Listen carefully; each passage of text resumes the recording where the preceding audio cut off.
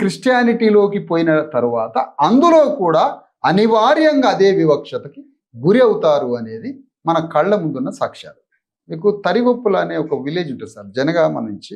అవును. మీరు హుస్నాబాద్ పోతుంటే తరిగొప్పుల కొన్ని ప్రాంతాలు ఉంటాయి, నల్లరేగడి భూములు. వారు రాయలసీమ నుంచి వచ్చినటువంటి రెడ్లు ఆ ప్రాంతంలో రోమన్ క్యాథలిక్ చర్చిలు కట్టుకున్నారు. గుంటూరు పల్లె ఉన్నాయి కదా.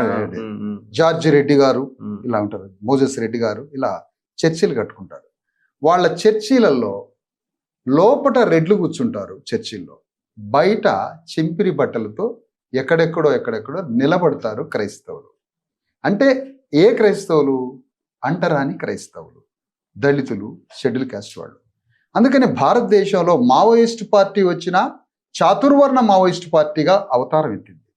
భారతదేశంలో కమ్యూనిస్ట్ పార్టీ వచ్చినా చాతుర్వర్ణ కమ్యూనిస్ట్ పార్టీగా అవతారం ఎత్తింది. భారతదేశంలో కాంగ్రెస్ పార్టీ వచ్చినా చాతుర్వర్ణ కాంగ్రెస్ పార్టీగా ఉంటుంది. భారతదేశంలో క్రిస్టియానిటీ వచ్చినా చాతుర్వర్ణ క్రిస్టియన్ వేదికగా ఉంటుంది. భారతదేశంలో బౌద్ధం వచ్చినా ఆంజనేయ రెడ్డి ఐపీఎస్ ఆఫీసర్ బౌద్ధంలో ఉంటారు. వారికి దొరికిన గౌరవం బౌద్ధ మతంలోకి ప్రవేశించిన దళిత బౌద్ధులకు దక్కదు అనేది మనకి నిరూపణ అవుతున్నటువంటి